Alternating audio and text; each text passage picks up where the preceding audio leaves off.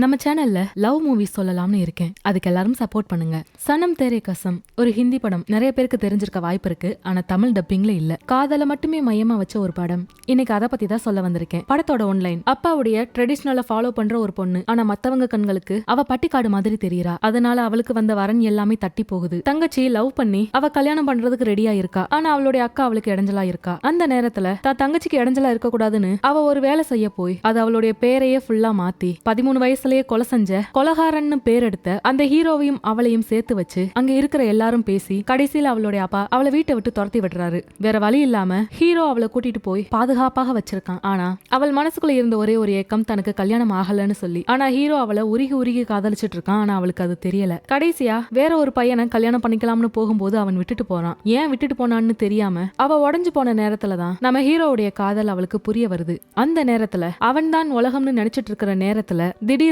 அவனை விட்டு போக வேண்டிய நிலைமை அவளுக்கு வருது. காரணம் தெரியாம ஹீரோ பயங்கரமா குழம்பிட்டு இருக்கான். கடைசியா அந்த காரணம் தெரிஞ்சதுமே அவன் உடஞ்சு போயிட்டான். அப்படி என்ன காரணத்துக்காக அவனை விட்டு அவள் போனா? மறுபடியும் வந்தாளா? அவங்க ரெண்டு பேரும் சேர்ந்து வாழ்ந்தாங்களா? பரபரப்பான கோர்ட்ல ஒரு பெரிய கேஸ வாதாடிட்டு வெளியில வர்றான் நம்ம ஹீரோ இந்தர். அவன் கிட்ட எத்தனையோ பேர் பேட்டி எடுக்கிறாங்க. சார் நில்லுங்க, இந்த கேஸ் எப்படி இருந்துச்சு, இதை எப்படி நீங்க ஜெயிச்சீங்க, இப்படி எல்லாம் கேட்டுட்டே இருக்க. அவன் எந்த பதிலும் சொல்லாம விறுவிறுன்னு அவன் வந்து கார்ல ஏறிக்கிறான். அவன் இப்போ ஒரு ஃபேமஸான வக்கீலா இருக்கான். இப்போ அவன் நேரா வந்து அவனுடைய வீட்டுல ஒரு சரக்கு பாட்டில எடுத்துக்கிட்டு அவன் ஒரு மரத்துக்கு பக்கத்துல வந்து நின்னதுமே அந்த மரத்துல இருந்து ஏதோ அந்த மரம் அவன் கிட்ட பேசுற மாதிரி பூக்களை எல்லாம் தூவ ஆரம்பிக்குது. அவன் சிரிச்சுக்கிட்டே அந்த மரத்தை லேசா தடவும் போதுதான் அது வெறும் மரம் கிடையாது, அது ஒரு கல்லறைன்னு நமக்கு முதல்லயே காட்டுறாங்க. அது வேற யாரோட கல்லறையும் இல்ல, நம்ம ஹீரோயினி சரஸ்வதியோட கல்லறை. இப்படித்தான் இந்த படம் முதல்ல ஆரம்பிக்குது. ஹீரோயினி சரு, அவளை எல்லாரும் சருன்னு தான் கூப்பிடுவாங்க. அவளுடைய முழு பெயர் சரஸ்வதி. அவ ஒரு தெலுங்கு ஃபேமிலி. அவள் வெளியில கோலம் போட்டுட்டு இருக்கா. அதை பார்த்ததுமே அவங்க அம்மா, போதும் எவ்வளவு நேரம், மாப்பிள்ளை வீட்டுக்காரங்க வந்துட போறாங்க, சீக்கிரம் போய் ரெடி ஆகுன்னு சொல்லி அவளை வீட்டுக்குள்ள அனுப்பி வைக்கிறாங்க. இப்போ அவளை மாப்பிள்ள பார்க்க வர்றாங்க யூஎஸ்ல இருந்து.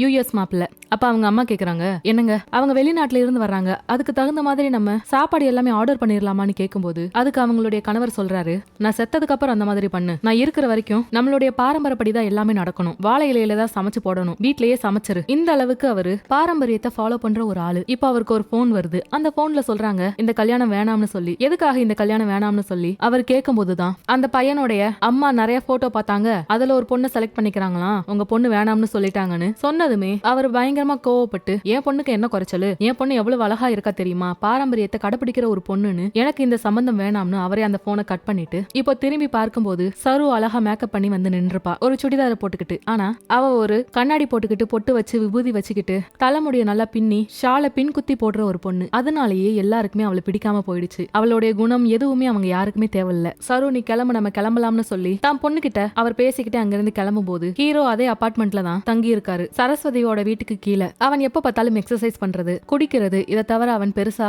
எதுவுமே பண்ண மாட்டான், யார்கிட்டையும் பழக மாட்டான். அவன் உண்டு அவன் வேலை உண்டுன்னு இருப்பான். ஆனா உடம்பெல்லாம் டாட்டூ. அடிக்கடி அவனோட வீட்டுக்கு ஒரு கேர்ள் ஃபிரெண்ட் வேற வந்துட்டு போவா. இப்போ அவன் எப்போதும் போல நியூஸ் பேப்பரை வெளியில வந்து எடுத்துட்டு தன்னோட பூனைக்கு பாலை கொடுத்துட்டு இருக்கும்போது மேல் வீட்டுல பேசுனது எல்லாமே அவனுக்கு கேட்டுச்சு. அதை கேட்டுக்கிட்டே அவனுடைய வீட்டுக்குள்ள போய் கதவை அடைச்சுப்பான். ஆனா இந்த கல்யாணம் நின்னதுல சரஸ்வதிக்கு எந்த ஒரு பிரச்சனையும் இல்ல. ஆனா அவளுடைய தங்கச்சிக்கு மிகப்பெரிய பிரச்சனை. நீ எதுக்கு அப்பா பார்த்த மாப்பிளை தான் கல்யாணம் பண்ணணும்னு இருக்க, யாரையாவது தேடி கண்டுபிடி, எப்ப பார்த்தாலும் நீ எனக்கு இடைஞ்சலாவே இருக்க, சஞ்சய்க்கும் எனக்கும் கல்யாணம் ஆகிறதுக்கு நீ மட்டும்தான் இடைஞ்சலா இருக்க, அப்பா வேற என்ன சொல்றாரு, உனக்கு கல்யாணம் முடிச்சதுக்கு அப்புறம் தான் எங்க கல்யாணத்தை பத்தி பேசுவோம்னு சொல்றாரு, நீ ஏன் எனக்கு இப்படி இடைஞ்சலா இருக்குன்னு சொல்லி அவள் அழுகும்போது, ஒன்னும் பிரச்சனை இல்லை, எனக்கு சீக்கிரமா கல்யாணம் ஆகிடும், நீயும் சஞ்சயும் சந்தோஷமா இருப்பீங்கன்னு அவள் சொல்லும் போது, எப்படி ஒன்ன வச்சுக்கிட்டா, எல்லாம் என்னோட நேரம்னு அவள் கதறி கதறி அழுதுட்டு இருப்பா. இதை பார்த்ததுமே அமைதியாயிரு, அப்பாவுக்கு கேட்டுற போது நான் வேலைக்கு கிளம்புறேன்னு சொல்லிட்டு சரு அங்கிருந்து கிளம்பும் போது அவங்க அப்பா, சரிவா நானே கூட்டிட்டு போறேன்னு ரெண்டு பேரும் சேர்ந்தே இப்ப லிப்ட் கிட்ட போனா ரொம்ப நேரமா அவர் லிப்ட் கிளிக் பண்ணிக்கிட்டே இருக்காரு. ஆனா லிப்ட் மேல வந்த பாடி இல்ல. சரி இப்படியே இருந்தா லேட் ஆயிடுவான், நம்ம கீழே ஸ்டெப்ஸ் வழியா போயிடலாம்னு தன்னோட மகளை கூட்டிட்டு கீழே போனா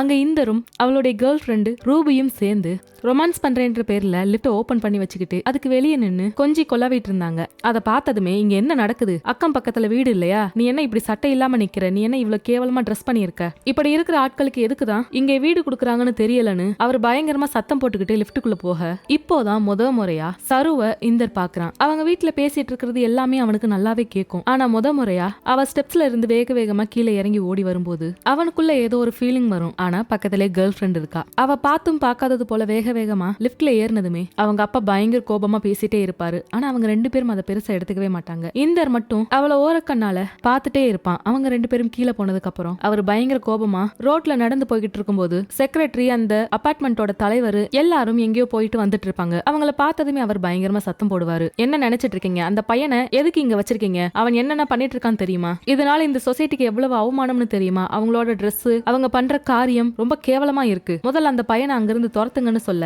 அது அவனுடைய ஓன் ஹவுஸ், அதனால அவன் அங்கிருந்து நம்ம துரத்த முடியாது. லில்லின்னு ஒருத்தவங்க இருந்தாங்கல்ல, அவங்க தான் அந்த பையனுக்கு அந்த வீட்டை வித்துட்டு போயிட்டாங்கன்னு சொல்லும் போது அதுக்கு அந்த பரமேஸ்வர் சொன்னாரு, லில்லி மேடமா, அவங்க நல்ல போல்டான ஆளு, இவனுக்கு எதுக்கு இப்படி பண்ணாங்கன்னு தெரியலையே, அதெல்லாம் எனக்கு தெரியாது, அவனை இங்க இருந்து துரத்துங்கன்னு அவர் மறுபடியும் சொல்லும் போது, சும்மா இருங்க, அவங்க அப்பா பெரிய பணக்காரரு, அவரு பெரிய லாயர் வேற, அவனும் நிறைய சட்டம் பேசுறான், அதனால அவன் கிட்ட எல்லாம் பேச முடியாது. அது மட்டும் இல்லாம அவன் 13 வயசுலயே கொலை பண்ணிட்டு போனவன், ஜெயில இருந்துட்டு வந்திருக்கான், அதனால அவன் கிட்ட எல்லாம் என்னால பேச முடியாது, அவன் என்ன பேசினாலும் லா பேசிட்டே இருக்கான்னு சொல்லும் போது, முதல்ல தலைவரை மாத்துங்க, தலைவர் இப்படி பயந்துட்டே இருக்கிறதுனாலதான் இந்த மாதிரி ஆட்கள் எல்லாம் இங்கேயே இருக்காங்கன்னு பரமேஸ்வர் பயங்கர கோபமா சொல்லிட்டு போகும்போது, என்ன இந்த ஆளு சொசைட்டின்னு பேசுறான், அது அவங்க வீடு, அவங்க எப்படி வேணாலும் இருந்துட்டு போகட்டும், இந்த ஆளுக்கு என்ன வந்துச்சுன்னு அவங்க ஒரு பக்கம் அவரை பத்தி பேசிக்கிட்டே இருக்க, ஆமா இவர் பெரிய சொசைட்டி பார்த்தவரு, அவருக்குன்னு ஒண்ணு வரும்போது என்ன பண்றாருன்னு பாக்கலாம்னு இங்க இருக்கிற எல்லாரும் பேசிட்டு இருப்பாங்க. சரு ஒரு பெரிய லைப்ரரியில வேலை பார்த்துட்டு இருக்கா. அங்கேயுமே இவளை எல்லாருமே ஒரு கேலி பொருளா தான் பாப்பாங்க. ஆனா ஒரே ஒருத்தனை தவிர, அவன் அபிமன்யு. ஆனா அவனும் பாசத்திலயோ இல்ல அக்கறையிலோ எல்லாம் வந்து பேசல. அப்பப்போ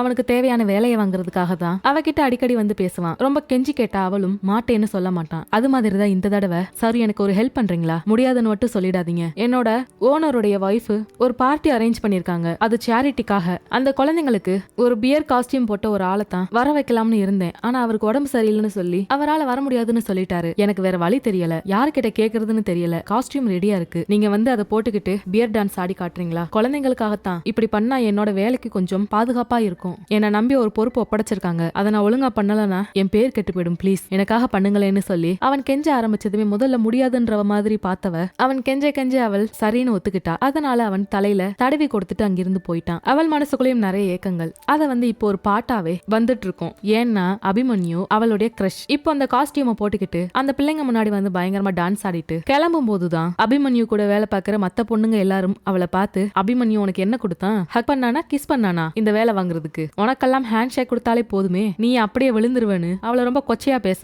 அவள் அங்கிருந்து அழுதுகிட்டே ஓடி வந்துருவா. ரொம்ப அவமானமா இருக்கும். மத்த பொண்ணுங்க மாதிரி நம்ம இல்லன்ற மாதிரி அவளுக்கு அவ்வளவு வருத்தம். அப்போதான் லிப்டுக்குள்ள இந்தரும் வருவான். இந்தரை பார்த்ததுமே இவ வேகமா அந்த கரடி பொம்மை தலையை எடுத்து தன்னோட தலையில மாட்டிக்கிட்டு இந்தர் கிட்ட தான் யாருன்னு காட்டாமலேயே ஒரு ஓரமா நிக்கும் போது, இந்தர் கையில ஒரு ஃபார்மோட அங்க நிக்கிற சரஸ்வதின்னு தெரியாம ஒரு ஆம்பளை பையன் நிக்கிறான்னு நினைச்சுக்கிட்டு அந்த காஸ்டியூமோட நின்னுட்டு இருக்கிற சருவ ஒரு பார்வை பார்த்துட்டு கையில அந்த ஃபார்மை வச்சுக்கிட்டே நின்னுட்டு இருப்பான். அப்போ சருவும் அந்த ஃபார்மை பார்த்துட்டு கண்டுக்காதது மாதிரி நிப்பா. அந்த நேரத்துல லிப்ட் ஸ்டாப் ஆகிரும். ரெண்டு பேருமே லிப்டுக்குள்ள மாட்டிக்கிட்டாங்க. பயங்கரமா வேர்க்குது. இந்தர்னால முடியவே இல்ல. காத்து வீசி வீசி பாக்குறான், ஆனாலுமே மூச்சு முட்டுற மாதிரி இருக்கு. போன் எடுத்து சிக்னல் எல்லாம் செக் பண்ணி பாக்குறான், ஆனா சிக்னலும் வேலை செய்யல. என்ன செய்யன்னு தெரியாம சட்டையை கழட்டி போட்டுட்டு பக்கத்துல நிக்கிற கரடி பொம்மையை பார்த்து, உனக்கு வேர்க்கலையா கலட்டுன்னு சொல்லும் போது அதுக்கு சரு மாட்டேன்னு சொல்லுவா. இவனும் முடியாம அந்த பேப்பரை வச்சு காத்து வீசிக்கிட்டு இன்னும் என்னென்னமோ பண்ணி வைப்பா. அவனால முடியாது. டக்குன்னு அவன் பேண்ட்டை கழட்ட போகும்போது, நான் இருக்கேன் அந்த மாதிரி பண்ணாதுன்னு அவள் பயங்கரமா கத்த ஆரம்பிச்சிருவா. அங்க நிக்கிறது சருன்னு தெரிஞ்சதுமே அவன் சாரி நான் ஒரு பையன்னு நினைச்சேன்னு சொல்ல,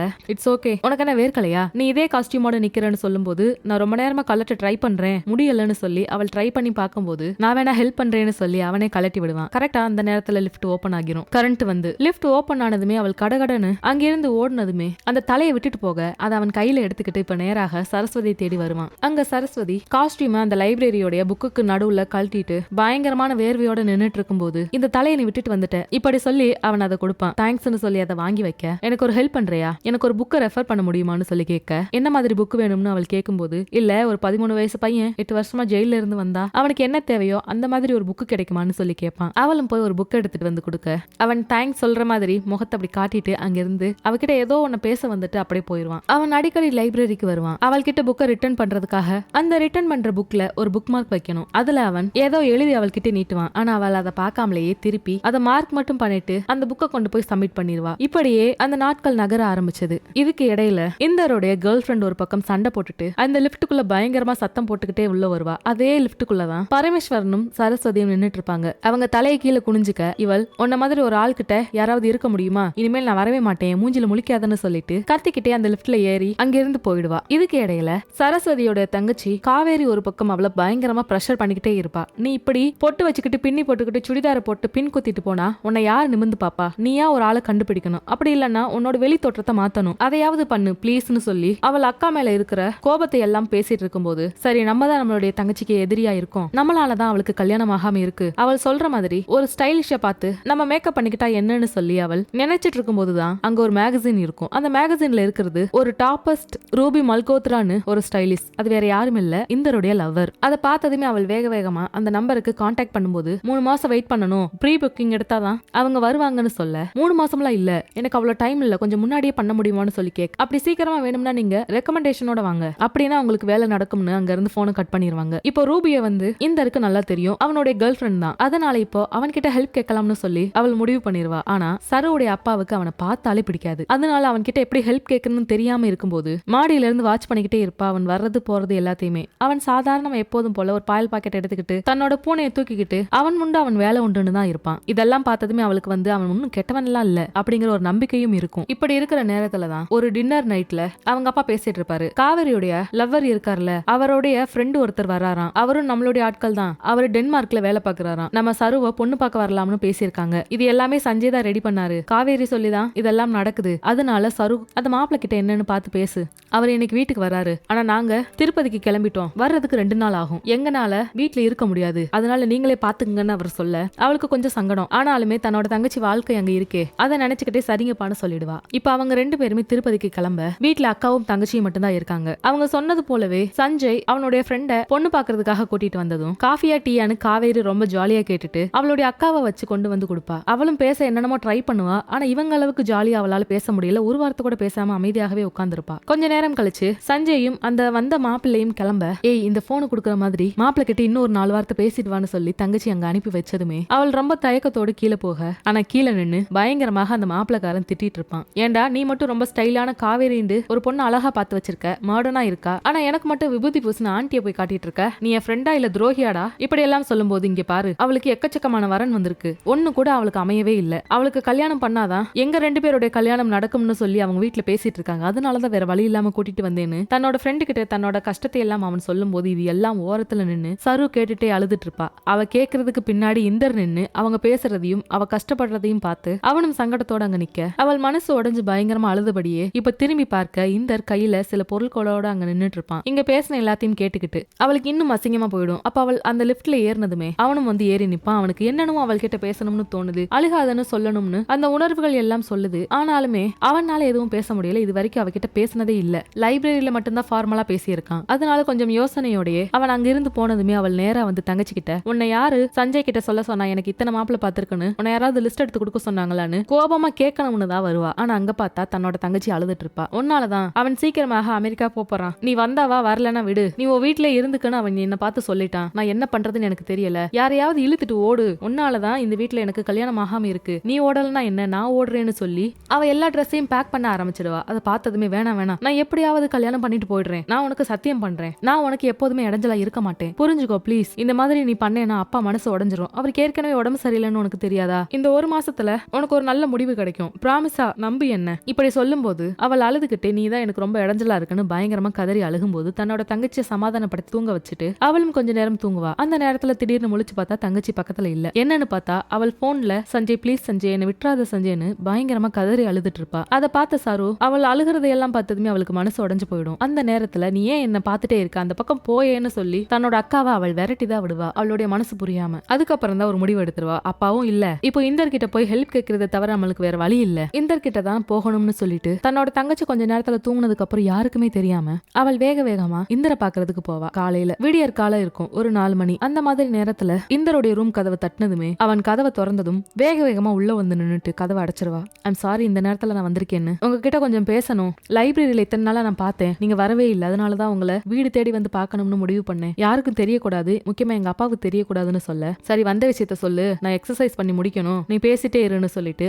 அவன் பாட்டுக்கு எக்ஸசைஸ் பண்ணிட்டு இருப்பான். அந்த நேரத்துல அவள் கையில ஒரு மேகசினோட வந்து, இது உங்க கேர்ள் ஃப்ரெண்ட் தானே, இவங்க பெரிய ஸ்டைலிஸ்ட்னு போட்டிருக்கு, எனக்கு இவங்க அப்பாயின்மெண்ட் வேணும், நீங்க தான் கொஞ்சம் ரெக்கமெண்ட் பண்ணணும்னு சொல்லும் போது அதுக்கு அவன், அதான் எங்க 2 பேருக்கும் சண்டைன்னு உனக்கே தெரியுமே, அவள் சத்தம் போட்டுட்டு இங்க இருந்து போயிட்டா, அதுக்கப்புறம் இங்க வரவே இல்ல, எங்க 2 பேருக்குள்ள பிரேக்கப் ஆயிடுச்சுன்னு சொல்ல, ப்ளீஸ் ப்ளீஸ் எப்படியாவது கொஞ்சம் ரெக்கமெண்ட் பண்ணுங்க, என்னால என்னோட தங்கச்சி வாழ்க்கை அங்க பாதிக்கப்பட்டு இருக்கு, நான் கொஞ்சம் மாறினாதான் என்ன யாராவது கல்யாணம் பண்ணிப்பாங்க ப்ளீஸ்னு சொல்லி அவள் கெஞ்சிக்கிட்டே இருக்க என்னால எந்த உதவியும் பண்ண முடியாது, அவளுக்கும் எனக்கும் கொஞ்சம் சண்டை, இப்போ நான் அவள்கிட்ட பேசுறதே இல்ல, அதனாலதான் நான் லைப்ரரி கூட எங்கேயுமே வரல, நீ கிளம்பு, இந்த நேரத்துல வந்திருக்க, யாராவது பார்த்தா பிரச்சனை ஆயிடும்னு அவன் சொல்லிக்கிட்டே இருக்க, ப்ளீஸ் ப்ளீஸ் ப்ளீஸ் எனக்காக ஹெல்ப் பண்ணுங்களேன் ப்ளீஸ்னு சொல்லி கெஞ்சிட்டே இருக்கும்போது யாரோ கதவு திறக்கிற சத்தம் கேட்கும். திரும்பி பார்த்தா பார்த்தா ரூபி நல்லா குடிச்சிட்டு, இந்த பேபி உன்னை நான் விட்டுட்டு போயிருக்க கூடாது, எனக்கு ஓன் நினைப்பாவே இருக்குன்னு சொல்லிக்கிட்டே அவள் கையில ஒரு பாட்டிலோட பயங்கர போதையோட நடந்து வந்துட்டு இருப்பா. அப்போ உள்ள அவங்க 2 பேரையும் பார்த்ததும் பயங்கர கோபமா அவன் கிட்ட வந்து, எப்ப பார்த்தாலும் ஒர்க் அவுட் பண்றேன்னு சொன்னியே, இந்த கட்டுல தான் ஒர்க் அவுட் பண்ணியா இவ கூட, இப்படி அசிங்கமா பேசினதும் அவன் கோபப்பட்டு, ரூபி நீ தப்பா நினைச்சுக்கிட்ட, இங்க அந்த மாதிரி எதுவும் நடக்கல, அவங்க எதுக்காக வந்திருக்காங்கன்னு தெரியுமான்னு சொல்லும் போதே, ஏண்டா இந்த ஆன்ட்டிய போய் உனக்கு எப்படா பிடிச்சது, பார்க்க மியூசியம் பீஸ் மாதிரி இருக்கா, அவ ட்ரெஸ்ஸும் ஆளும் உனக்கு எவ்வளவு தான் பிடிச்சிருக்கா என்ன, இவ என்ன விட அழகாவா இருக்கான்னு ரொம்ப மோசமா அவளை பத்தி வர்ணிக்க ஆரம்பிக்க, இதை கேட்டதுமே அவன், முதல்ல அவங்க கிட்ட சாரி கேளு, இந்த மாதிரி பேசுறதுக்கு உனக்கு எந்த ரைட்ஸும் கிடையாது, இப்படி பேசிட்டே இருக்கும்போது நான் சாரி கேட்கணுமா, நான் சாரி கேட்கணும், கேர்ள் ஃப்ரெண்ட் வச்சுக்கிட்டே நீ ஒருத்திய 4 மணிக்கு கூப்பிட்டு பேசிட்டு இருப்ப, இதுக்கு பேர் என்ன, அதுவும் ரூம்ல கூட்டிட்டு வந்து பேசிட்டு இருப்பியா, இதெல்லாம் நான் அவகிட்ட சாரி கேட்கணுமான்னு அவள் பயங்கர கோபத்தோட பேசிட்டு இருக்கும்போது அதுக்கு அவன் சொல்லுவான், இங்க பாரு அவங்க கையில என்ன இருக்குன்னு பாரு, அவங்க உன்கிட்ட தான் பேசணும்னு இங்க வந்தாங்க, இந்த மேகசின்ல உன்னோட போட்டோ போட்டிருக்கு, உன்கிட்ட அப்பாயின்மெண்ட் கேட்ட போது இன்னும் 3 மாசம் ஆகும்னு சொன்னாங்க, என்கிட்ட ரெக்கமெண்டேஷன் பண்ண சொல்லி வந்தாங்கன்னு சொல்லும் போது, இதை நான் நம்பணுமா, கெட் லாஸ்ட், இப்படி சொல்லிட்டு அவள் அங்கிருந்து வேக வேகமாக போக, அவளுக்கு பதிலா நான் சாரி கேட்கிறேன் என்ன மன்னிச்சிடுன்னு சொல்லி அவன் கேட்கும்போது, கோபத்துல போன ரூபி மறுபடியும் உள்ள வந்து அவ கையில வச்சிருக்கிற அந்த பாட்டில தூக்கி சரு மேல தூக்கி வீசி எறிய, இத பார்த்ததுமே இந்த வேகமாக அவளை தன்னோட கைக்குள்ள சேஃப்டியா பாதுகாத்துக்கிட்டான். ஆனா அந்த பாட்டில் செவத்துல ஓங்கி அடிச்சு பீஸா நொறுங்கி பாதி பீஸ் வந்து அவனுடைய முதுகுல நல்லா ஆழமா குத்திருச்சு. ஆனா இது எதையுமே கண்டுக்காத ரூபி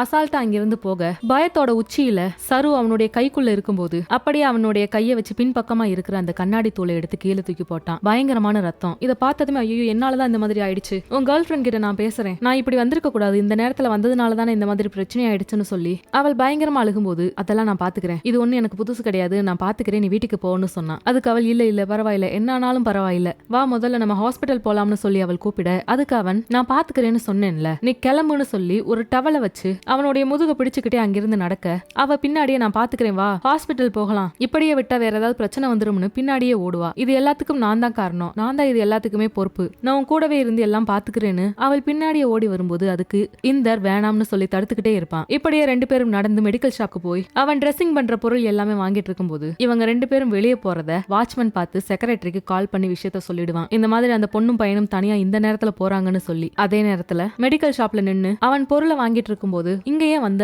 வா முதல்ல ஹாஸ்பிட்டல் போலாம்னு அவ திருப்பி சொல்லிட்டு இருப்பா. சரு நான் பாத்துக்கிறேன், எல்லாத்தையும் நான் பாத்துக்கிறேன், நீ முதல்ல வீட்டுக்கு கிளம்புன்னு அவன் மறுபடியும் சொல்லும் போது ஒரு போலீஸ் வண்டி வந்து நிக்கும். அங்க இருக்கிற இன்ஸ்பெக்டர் வந்து, என்னாச்சு, ஏன் ஹாஸ்பிட்டல் போகாம மெடிக்கல் வந்து நின்றுக்கன்னு சொல்லி கேட்க, அதே மாதிரி பொண்ணும் பையனும் இந்த நேரத்துல என்ன பண்றீங்க, வண்டியில ஏத்து, இப்படி இன்ஸ்பெக்டர் சொல்லுவாரு. அதுக்கு முக்கியமான காரணம் அவன் ஏற்கனவே ஜெயில இருந்து வந்தவன், இப்போ திடீர்னு அவன் உடம்புல ரத்த காயத்தை பார்த்ததுமே ஏதோ பிரச்சனைன்னு அவர் வண்டியில ஏத்த சொல்லுவாரு. அப்ப கூட அவன் நீ முதல்ல வீட்டுக்கு போ, நான் பாத்துக்கிறேன்னு சொல்றேன்லன்னு அவள் கிட்ட சொல்லிக்கிட்டே இருக்கும்போது, நீ இரு நான் பேசுறேன்னு சொல்லி நேரா அந்த போலீஸ்காரன் கிட்ட போய், சார் இது எல்லாமே என்னாலதான் நடந்துச்சு, நான் அவர்கிட்ட ஹெல்ப்புக்காக போனேன் சார், அவங்க கேர்ள் ஃப்ரெண்ட் தப்பா புரிஞ்சுக்கிட்டு இந்த மாதிரி பண்ணிட்டாங்க, ப்ளீஸ் சார்னு சொல்லும் போது, அப்ப அவங்க கேர்ள் ஃப்ரெண்டையும் வர வைக்கலாம், ஒன்னும் பிரச்சனை இல்ல வண்டியில ஏறுன்னு சொன்னாரு. அதுக்கு அவ கையெடுத்து கும்பிட்டு, சார் ப்ளீஸ், இது எல்லாத்துக்கும் நான் தான் பொறுப்பு, என்னாலதான் அவனுக்கு இந்த மாதிரி ஆச்சு, தயவு செஞ்சு விட்டுருங்க சார், சாரி சொல்றதுக்கும் நான் உன்னை காதலிக்கிறேன்னு சொல்றதுக்கும் 2வது வாய்ப்பு கிடைக்காம போயிரும் சார். இந்த வார்த்தையை கேட்டதுமே அந்த இன்ஸ்பெக்டர் அவங்க 2 பேரையும் விட்டுருவாரு. அதுக்கு முக்கியமான காரணம் என்னன்னா, இன்ஸ்பெக்டருடைய வைஃப் இப்போ உயிரோட இல்ல, அவங்க அடிக்கடி சொல்ற அந்த வார்த்தை,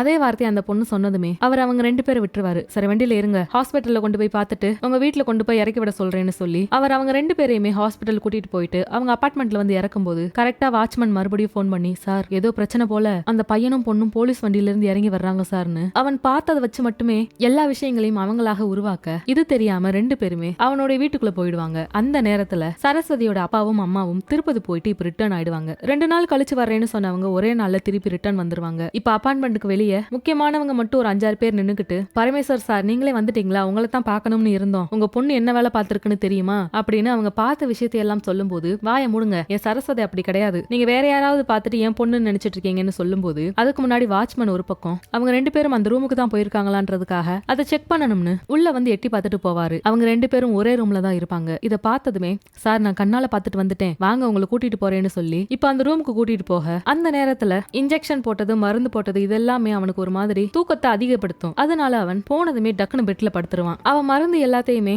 ஒரு டிராக்குள்ள வச்சுட்டு திரும்பி பார்க்கும்போது குப்பரப்படுத்தவன் இப்போ திரும்பி நேரா படுத்துருவான். அதனால அவள் பதறி கொண்டு ஓடி வந்து இந்தர் இந்த மாதிரி நீ படுக்க கூடாது, உன டாக்டர் இப்படிதான் படுக்க சொல்லிருக்காங்கன்னு எவ்வளவோ எழுப்பி பார்த்தாலுமே அவனுக்கு பயங்கர தூக்கத்துல ஒரு மாதிரி போதையில இருக்கிற மாதிரியே அவன் சொனங்கிட்டு இருப்பான். அந்த நேரத்துல இந்தர் திரும்புன்னு சொல்லி அவளே அவனோட கையை பிடிச்சு திருப்பும் போது அவனோட வெயிட் தாங்காம அவன் மேலேயே அவள் விழுந்துருவா. இப்ப மெல்லமா கண் முழிச்சு பார்த்தவன் சருன்னு சொல்லி அவளோட முகத்துல கை வைக்க பெட் ஃபுல்லா ரத்தமாயிடும். அதே நேரத்துல வீட்டுக்குள்ள எல்லாரும் வந்துருவாங்க. இப்ப அவங்க 2 பேரும் இருக்கிற கோலம் 2 பேரும் ஒரேதான் பெட்ல இருக்கிற மாதிரி. அதை பார்த்ததுமே அவங்க அப்பாவுக்கு வருமே கோபம். அவங்க அப்பாவை பார்த்ததுமே, அப்பா எப்ப வந்தீங்க, நீங்க நாளைக்கு தானே வரதா சொன்னீங்க, என்னப்பா இப்பவே வந்துட்டீங்கன்னு அவள் பதறி கொண்டு கேட்கும் போது, வாய மூடு, நீ எதுவும் பேசாதன்னு அவர் பயங்கர கோபத்தோட சொல்லும் போது, இல்லப்பா இல்ல, நீங்க தப்பா புரிஞ்சுட்டீங்க, நான் இப்போ ஹாஸ்பிட்டலுக்குன்னு அவள் சொல்ல வரும்போது நீ வாய மூடு, உன்கிட்ட பேசணும்னு எனக்கு எந்த அவசியமும் இல்ல, இங்க இருக்கிற எல்லாரும் முன்னாடியும் என்ன அவமானப்படுத்திட்டேல, நீ எல்லா வரம்பையும் தாண்டிட்ட, பாரம்பரியம் இது எல்லாம் என்ன ஆச்சுன்னு தெரியல, உன் மேல நான் எவ்வளவு நம்பிக்கையா இருந்தேன்னு தெரியுமா, நீ என் நம்பிக்கை குழி தோண்டி புதைச்சிட்ட, உனக்கு வெக்கமாவே இல்லையா, இப்படி வந்து என்ன அசிங்கப்படுத்திட்டியன்னு அவர் பயங்கரமாக கோபத்தோடு பேசும்போது, அப்பா நம்ம வீட்டுல போய் பேசிக்கலாம், இத்தனை பேர் முன்னாடி இப்பெல்லாம் பேசாதீங்க, நான் அப்படி எதுவும் பண்ணலன்னு அவள் எவ்வளவோ சொல்லி பாப்பா. ஆனா அவங்க அப்பா கேட்காம அவளை கன்னத்துல ஓங்கி அறைய, அவளை அரைஞ்சதுமே இந்தர் அவளை வேகமா பிடிச்சிருவான். சார் என்ன சார் பண்ணிட்டு இருக்கீங்க, என் உடம்புல இப்படி அடிபட்டுருச்சு, அதனாலதான் உங்க பொண்ணு ஹெல்ப் பண்ணாங்க, எங்களுக்குள்ள அப்படி ஒண்ணும் எதுவும் இல்ல சார்னு சொல்லி எவ்வளவோ சொல்லி பார்த்தாலும் நீ என்கிட்ட பேசாத, நான் என் பொண்ணு கிட்ட தானே பேசிட்டு இருக்கேன், அப்படியே என்ன நடந்தாலுமே இந்த நேரத்துல என் மகளுக்கு இங்க என்ன வேலை, நான் எப்படி பண்போடும் கலாச்சாரத்தோடும் வளர்த்துட்டு இருந்தா நீ இப்படி என் பேரை கெடுத்துட்டேல, இனிமேல் நீ என் வீட்டு பக்கமே வராத. அவர் போனை எடுத்து வேகமா சாஸ்திரிக்கு போன் பண்ணி, என்னோட மக செத்து போயிட்டா, அவளுக்கு திதி கொடுக்கணும், நான் நாள் சொல்றேன்னு சொல்லிட்டு போயிடுவாரு. இது கேட்டதுமே அவள் கதறி அழுவா. நான் எந்த தப்பும் பண்ணலையே, இந்த மாதிரி ஆயிடுச்சுன்னு சொல்லி ஒரு நாள்ல அவளுடைய வாழ்க்கை முழுவதுமே மாறிடுச்சுன்னு அவளுக்கு அவ்வளவு வேதனையாக இருக்கும். அவள் எதுவும் சொல்லாம அவளோட துப்பட்டாவை மட்டும் எடுத்து போட்டுக்கிட்டு அவளோட பேக் எடுத்துட்டு இப்போ நேரா லைப்ரரி கிளம்பி போயிடுவா. அங்க போனதுமே எல்லா நியூஸ் பேப்பரையும் பார்த்து எங்கெல்லாம் வாடகைக்கு வீடு கிடைக்கும், ரூம் கிடைக்கும்னு எல்லாத்தையும் மார்க் பண்ணி போன் பண்ணி கேட்டா எல்லாருமே ஒரு வாரம் ஆகும், ரொம்ப நாள் ஆகும்னு சொல்லிட்டே இருப்பாங்க. ஆனா அவளுக்கு உடனடியா வீடு வேணும், தங்குறதுக்கு எதுவுமே இல்லாம இப்ப தவிச்சு போயிருக்கா. இதுக்கு இடையில பஸ்ல போகும்போது அவளுக்கு போன் வரும். அவங்க அம்மா தான் பண்ணுவாங்க. நீ போன் பண்றது அப்பாவுக்கு தெரியுமாமான்னு சொல்லி கேட்கும்போது அப்பாவுக்கு தெரியாது, முதல்ல என்ன நடந்துச்சுன்னு சொல்லுன்னு அவங்க அம்மா கேட்பாங்க.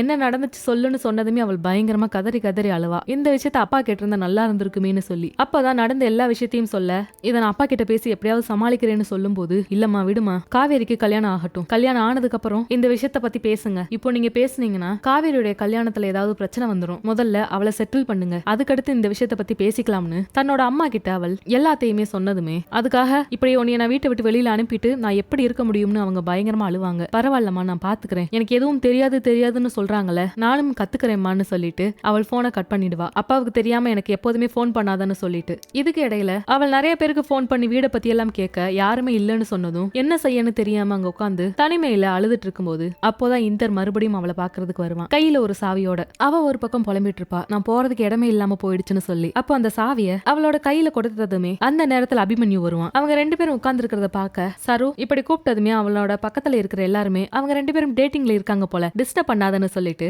அவன் அங்க இருந்து கூட்டிட்டு போகும்போது அவ இன்ட்ரோடியூஸ் பண்ணி வைப்பா, இது இந்தர், இது அபிமன்யு, இப்படி சொல்லி அவங்க 2 பேரையுமே இன்ட்ரோடியூஸ் பண்ணி வைக்க அவனும் அங்கிருந்து கிளம்பி போயிடுவான். இது என்னோட வீடுதான், நீ வந்து அங்க தங்கிக்கோன்னு சொல்லுவான். இப்போ நேராக அந்த வீட்டுக்கு கூட்டிட்டு போக, வீடு ரொம்ப அழகா இருக்குன்னு அவள் சொன்னதுமே, சரி நாளைக்கு எல்லா பொருளும் வாங்கிக்கலாம், வீட்டுல எந்த பொருளும் இல்ல, உனக்கு சாமான் காய்கறி இந்த மாதிரி எல்லா பொருளையுமே நான் வாங்கி தரேன்னு சொல்லும் போது, அதெல்லாம் வேணாம் நானே போய் வாங்கிக்கிறேன், நீ வேணும்னா என் கூட வான்னு மட்டும் சொல்லுவா. சரி நான் வர்றேன்னு சொல்லி இப்போ 2 பேருமே காய்கறி வாங்க கிளம்பிடுவாங்க. அது ஒரு சாதாரண சந்தை, விலை எல்லாம் ரொம்ப கம்மியா இருக்கும். அப்போ அவ சொல்லுவா, இங்கதான் நானும் என்னோட அப்பாவும் வந்து அடிக்கடி வாங்குவோம், இந்த சந்தை தான் ரொம்ப ஃபேமஸான சந்தை, ஆனா எல்லா பொருளும் கிடைக்கும். இப்படி பேசிக்கிட்டே வரும்போது அங்கே லசி கடை மாதிரி ஒரு கடை இருக்கும். அங்க போய் அவன் என்ன இருக்குன்னு கேட்கும்போது, சாதாரணது இருக்கு, ஸ்பெஷலா ஒண்ணு இருக்கு, இந்த மாதிரி எல்லாம் அவர் சொல்லிட்டே இருப்பாரு. அப்போ சாதாரணது ஒண்ணு, ஸ்பெஷலா இருக்கிறது எனக்குன்னு சொல்லி அவன் கேட்க, அந்த ஸ்பெஷலா இருக்கிறத முதல்ல தூக்கி இந்தர் கையில கொடுத்ததுமே அவன் குடிக்க போகும்போது, இது என்ன, இதுல மட்டும் என்ன ஸ்பெஷல்னு சொல்லி அவள் கேட்க, அது கடவுள் பிரசாதம்னு சொன்னதும், அப்படியா கடவுள் பிரசாதமா, அப்ப எனக்கு கொடுக்க வேண்டியது தானேன்னு அவள் டக்குன்னு பிடுங்கி கடகடன்னு குடிச்சிருவா. அவன் எவ்வளவோ ஸ்டாப் பண்ணி பார்ப்பான், ஆனா கடகடன்னு குடிச்சு முடிச்சுட்டு அவளுக்கு தலையெல்லாம் கிருகிருன்னு சுத்த ஆரம்பிச்சிடும். ஏன்னா அது ஒரு வகையான பாங்கு,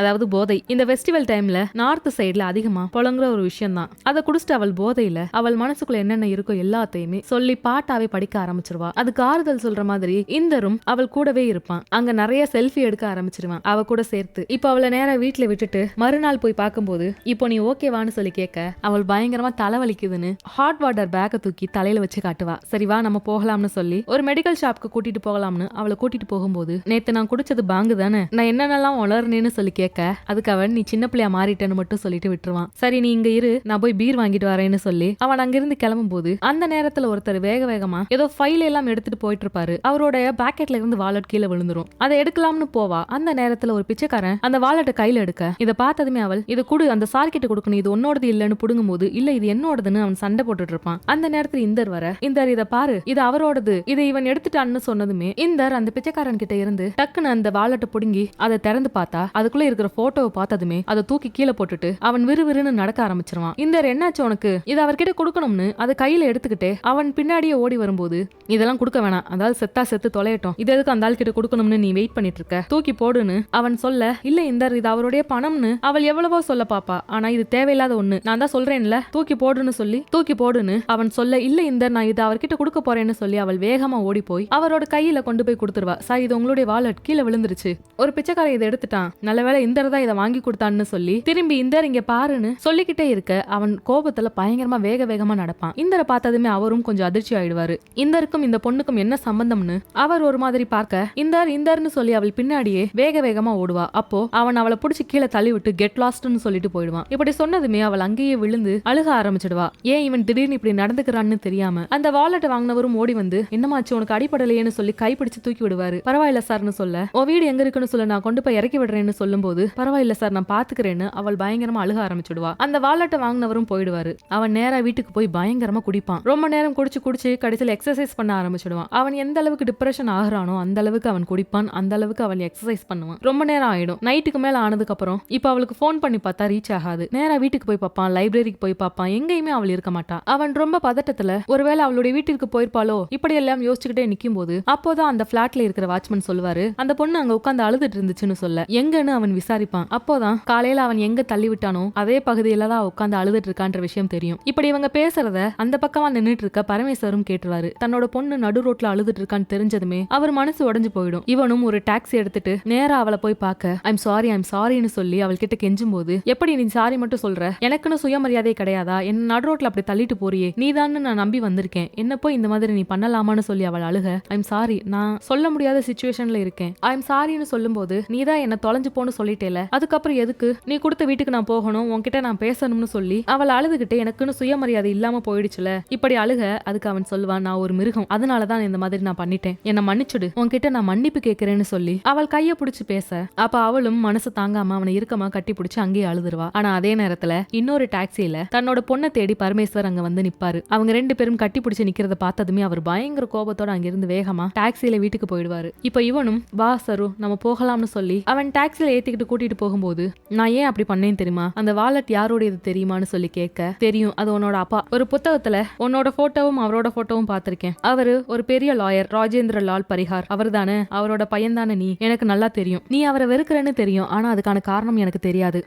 இப்படி எல்லாம் அவள் ஒரு புத்தகத்தை எடுத்து காட்டும் போது ஆமா இதை மூடி வைன்னு சொல்லி அவன் அதை மூடி விடுவான். ஒரு நாள் இல்ல ஒரு நாள் உன்னோட இதயமும் சரியாகும், சரியா, உங்க அப்பா உன்னை புரிஞ்சுப்பாரு, அதெல்லாம் புரிஞ்சுக்க மாட்டாரு, அவர் எப்போதுமே புரிஞ்சுக்க மாட்டாரு, அப்படி எல்லாம் இல்ல, இப்போ என்னோட அப்பா இருக்காருல்ல, அவர் என்னோட கல்யாணத்துக்காக அவ்வளவு பேசியிருக்காரு, ஒருவேளை நான் ஒரு ஐஐடி ஐஐஎம் ஒரு பிராமணர் இந்த மாதிரி பையனை கட்டிக்கிட்டாலே என் அப்பா மனசு மாறிடுவாருன்னு நினைக்கிறேன், அவர் அதுக்கு கண்டிப்பா ஆசீர்வாதம் பண்ணுவாருன்னு அவள் ரொம்ப தன்னோட அப்பாவை பத்தி பேசிட்டு இருக்க. உனக்கு என்ன கல்யாணம் ஆகும், நீ என்ன இவ்வளவு அழகா இருக்கல, அப்புறம் என்னன்னு அவன் கேட்கும்போது ஆமா எல்லாரும் என்ன சொல்றாங்கன்னு தெரியுமா, விபூதி ஆண்டின்னு சொல்றாங்க, யாருக்குமே என்ன கல்யாணம் பண்ணிக்கிறதுக்கு விருப்பமே இல்ல. இப்படி அவள் ரொம்ப சோகமா சொல்லும் போது டாக்ஸி அண்ணா தாராவி பக்கம் போங்கன்னு சொல்ல எதுக்கு இந்த தாராவி, அந்த இடத்த பத்தி நான் கேள்விப்பட்டிருக்கேன், அது நல்ல இடம் இல்லன்னு சொல்லுவாங்க, அங்க எதுக்கு போறோம்னு சொல்ல நான் கூட்டிட்டு போறேன்னு அவன் நேரா ஒரு இடத்துக்கு கூட்டிட்டு போவான். அவர் ஒரு பெரிய கடத்தல்காரர், ஆனா அதை தாண்டியுமே அவர் ஒரு அற்புதமான கலைஞர், முஸ்தகின் பாய், அவரு மேக்கப் போடுறதுல ஒரு ராஜா. இப்படி எல்லாம் சொல்ல அவளுக்கு அந்த இடத்த பார்த்ததுமே கொஞ்சம் பயமாவும் பதட்டமாவும் இருக்கும். அவன் நேரா அவர்கிட்ட கூட்டிட்டு போய் சலாம் பாய்னு சொல்லி பேசிக்கிட்டே அவளை மாத்த சொல்லுவான். உடனே அங்க வேலை பார்க்கற பொண்ணுங்க அவர் எல்லாமே சேர்ந்து அவளை பயங்கர மாடர்னா மாத்திருவாங்க. அப்போ ஒரு பாட்டு ஒண்ணு போகும். அந்த பாட்டுல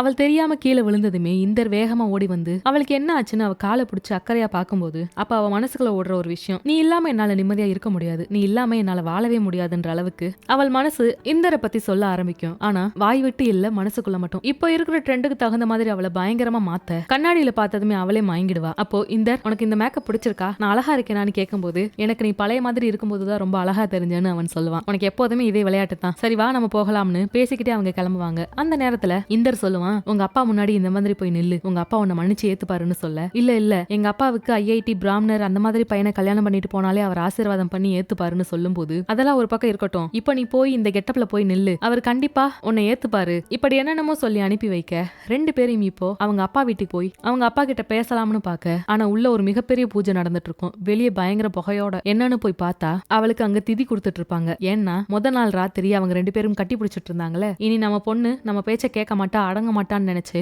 அவர் அவளுக்கு திதி கொடுக்க ஆரம்பிச்சிருவாரு. இத பார்த்ததும் மனசு உடைஞ்சு அங்கேயே கதறி அழுதுகிட்டே வேகமா கீழே ஓடி வந்துருவா. அவ அழுகைய மட்டும் இந்தரால பார்க்கவே முடியாது. கீழே வந்து எவ்வளவோ அவன் சமாதானப்படுத்துவான். அதுக்கு அவள், எங்க அப்பா என்ன முழுசா வெறுத்துட்டாரு, இதுக்கப்புறம் நான் வாழ்றதுக்கான அர்த்தமே இல்லாம போயிடுச்சுன்னு அவள் பயங்கரமா அங்கேயே அழுவா. சரு, இப்ப நீ ரொம்ப அழகா இருக்க, உன்னை யாரும் இதுக்கப்புறம் விபூதி ஆண்டின்னு கூப்பிட முடியாது, நீ எப்போதுமே உன்னை நீயே விட்டு கொடுத்துக்காத, உங்க அப்பாவோட மனசு மாறும், நீ கவலைப்படாதுன்னு அவன் எவ்வளவோ சொல்லுவான். ஆனா அவளால கண்ட்ரோல் பண்ண முடியாத அளவிற்கு அவளுக்கு அவ்வளவு அழுகை வரும். மறுநாள் அவ எப்போதும் போல ஆபீஸ்க்கு கிளம்பி போயிடுவா. ஆனா இந்த தடவை ஒரு கான்பிடென்ட்டோட இந்தர் சொன்ன மாதிரி என்னோட வாழ்க்கைய நான் மாத்தி அமைக்கணும்ன்ற உறுதியோட மாடர்ன் ட்ரெஸ் போட்டுக்கிட்டு ரொம்ப கான்பிடென்ட்டாக அங்கிருந்து நடந்துருவா. எல்லாருமே அவளை பார்த்து ஆச்சரியப்படுவாங்க. இது அந்த விபூதி ஆண்டி சரு தானே இப்படி எல்லாம் பேசிட்டு இருக்க, ஆனா எதையும் காதுல வாங்காம, ஆனா கண்ணுல இருந்து எக்கச்சக்கமான கண்ணீரோட அவள் நேராக போய் அவளோட வேலையை பார்க்க ஆரம்பிச்சிடுவா. இந்த நேரத்துலதான் அபிமன்யும் அவளை பார்ப்பான். இத்தனை நாளா ஆன்டியா இருந்தவ இன்னைக்கு அழகா இருக்கிறத பார்த்ததுமே அவன் கொஞ்சம் இம்ப்ரெஸ் ஆயிடுவான். அவள் கிட்ட பேச ட்ரை பண்ணுவான். ஆனா அவள் இருக்கிற மனநிலையில அந்த அளவுக்கு பேசுறதுக்கு அவளுக்கு தெம்பே இல்லாத அளவுக்கு இருந்துச்சு. அதுக்கப்புறம் அவள் 4 நாள் ஆபீஸ்க்கு போகவே இல்லை. அதுக்கு காரணம் அவளுக்கு வைரல் ஃபீவர். இந்தர் தான் அவளை கூட இருந்தே பார்த்துப்பான். ஆனா இங்க அபிமன்யு ஒரு பக்கம் அவளை பயங்கரமாக மிஸ் பண்ண ஆரம்பிச்சுட்டான். ஏன்னா இப்ப அவள் ஒரு அழகான தேவதை மாதிரி இருக்கா. அடிக்கடி இந்தர் கிட்ட வேற விசாரிச்சுப்பான், அவளுக்கு என்னாச்சுன்னு. அப்போ இந்தரும் விஷயத்த சொன்னதுமே, இப்போ அவள் ஆபீஸ்க்கு வந்ததும், உன்னை பத்தி தான் நான் விசாரிச்சுட்டே இருந்தேன், இப்போ உடம்பு எப்படி இருக்குன்னு விசாரிக்க,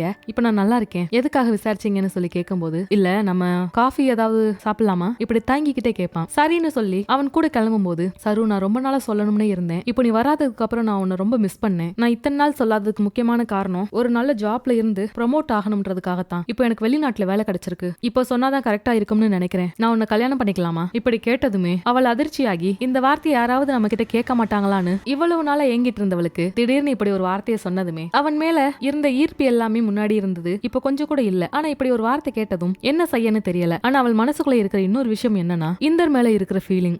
ஆனா எனக்கு மட்டும் இந்தர் மேல ஃபீலிங் இருந்தா போதுமா, அவனுக்கு என் மேல இருக்க வேணாமான்றது மட்டும்தான் அவள் மனசுக்குள்ள இருக்கிற ஒரு உணர்வு. அதனால அவள் வேகமா ஓடி போய் இந்தர் கிட்ட, இந்தர் இந்த மாதிரி சொல்றான், நான் என்ன பண்ணணும்னு சொல்லி கேட்கும்போது அதுக்கு அவன் கொஞ்சம் யோசனையோடையே, அப்ப நீ கல்யாணம் பண்ணிக்கிற வேண்டியது தானே, உங்க அப்பாவுக்கு பிடிச்ச வெளிநாட்டு வேலை, அபிமன்யு சாஸ்திரி, இதுக்கு மேல என்ன வேணும், உங்க அப்பாவுக்கு பிடிச்ச மாதிரி தானே அந்த பையன் இருக்கான், அப்ப நீ கல்யாணம் பண்ணிக்கன்னு அவன் சொல்ல, ஒரு தயக்கத்தோட அப்படியா நான் பண்ணிக்கட்டுமான்னு அவள் மறுபடியும் கேட்பா. பண்ணிக்க, நீ இதுக்கு தானே ஆசைப்பட்டேன்னு சொல்லி அவன் அப்படியே விலகிடுவான். ஆனா அவன் மனசுக்குள்ள அவள் மேல அளவுக்கு அதிகமான காதல் இருக்கும். அவனோட தயக்கம் என்னன்னா, அவங்க அப்பா ஆசைப்படிதான் அவளுக்கு வாழ்க்கை அமையணும்னு அவளும் ஆசைப்பட்டுட்டு இருக்கா. சாஸ்திரியா இருக்கணும், வெளிநாட்டுல வேலை பார்க்கணும். ஆனா நான் யாரு, 13 வயசுல கொலை பண்ணி ஜெயிலுக்கு போனவன்ற பேரோட இருக்கேனே அப்படிங்கிற தயக்கத்தால அவன் எதுவும் சொல்ல மாட்டான். ஆனா அவங்க ரெண்டு பேரும் சேர்ந்து வாழணும்ன்றதுக்காக சின்ன சின்ன எஃபோர்ட்ல இருந்து எல்லாமே அவன் தான் எடுப்பான். ஆனா மனசளவுல அவன் ரொம்ப உடைஞ்சு போயிட்டான். சரு இல்லாத வாழ்க்கைய பத்தி அவனால யோசிக்கவே முடியல. இப்போ கல்யாணம் பேச்சுவார்த்தை எல்லாம் நடக்க ஆரம்பிச்சிரும். நம்ம ரெஜிஸ்டர் ஆபீஸ்ல ரெஜிஸ்டர் பண்ணிக்கலாம்ன்ற அளவுக்கு எல்லாம் நடந்துட்டு இருக்கும்போது, சரு நீ போய் வெட்டிங் ஷாப்பிங் பண்ணிட்டு வா, என்னால வர முடியாதுன்னு அபிமன்யு சொல்லிடுவான். அதனால அவள் இந்தருக்கு போன் பண்ணி, இந்தர் நீ வர்றியா,